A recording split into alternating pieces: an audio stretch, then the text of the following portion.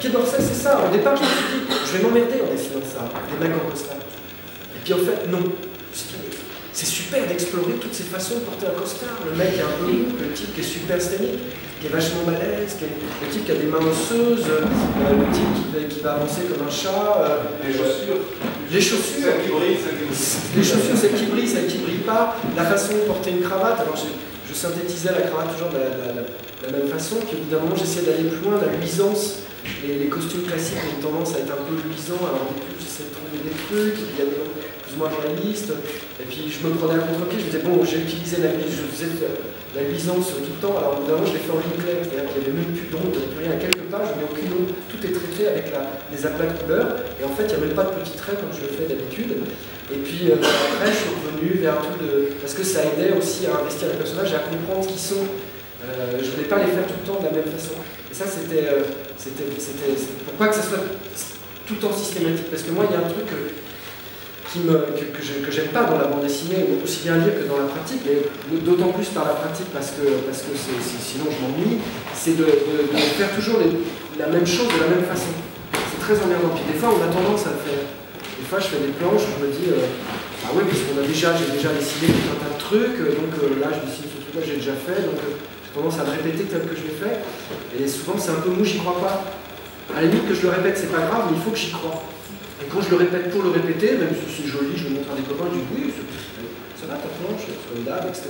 Et moi, je la recommence, ils ne comprennent pas pourquoi au début. Et après, quand je leur montre la deuxième planche, ils disent oui, effectivement, c'est difficile à expliquer, c'est parce que j'y crois, je suis dedans.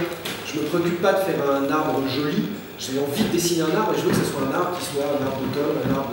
Et puis je me débrouille parce qu'il y a un type qui faut qu'on sente, si j'ai besoin qu'on comprenne que c'est le printemps, que c'est l'été, que c'est un arbre sec, c'est un arbre, je sais pas quoi, qu'il y a d'autres arbres autour, qu'il est à telle heure de la journée. C'est important, donc il faut que je sois dedans. J'ai l'impression d'investir le truc plutôt que d'utiliser des codes. Alors, à contrario, on peut utiliser le dessin comme un code, comme une succession de codes très très ludiques. Ça, c'est l'exemple, tu parlais de Lewis, voilà. Je parle des tas de dessinateurs en fait. Et ça aussi c'est fascinant. Hergé à ses débuts, c'est complètement fascinant. J'essayais pas mal de faire ça au début. De faire des choses qui n'étaient pas... Maintenant j'ai plutôt tendance à être, notamment dans mes décors, à être, même si mes décors sont un peu dans le brouillard, pas hyper précis, c'est un peu chiant. Quand tu dessines trop bien un décor, tu vas mettre des personnages, il y a toujours des lignes qui se...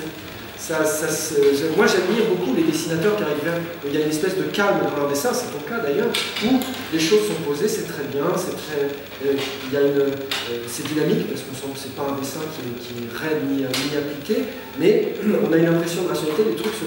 Moi j'arrive pas, le décor je le finis pas autour du personnage pour pouvoir le détacher, parce que si je dessine vraiment tout, mon dessin est trop chargé et les choses se détachent pas, donc je suis obligé de tricher un peu avec ces effets de lumière. Et j'ai quand même tendance à, pour ce qui est des paysages et des lieux, à avoir envie d'un réalisme, de la lumière. On sent que la lumière repart comme ça, que c'est le jour et puis que c'est un parquet. En même temps, une fois que j'ai dessiné une fois, si on revient dedans dans les pages d'après, je dessine. On a compris qu'au même endroit, je dessine 3 traits de parquet, un petit reflet là parce qu'on voit que ça brille, et puis terminé. Je ne vais même pas couleur d'eau.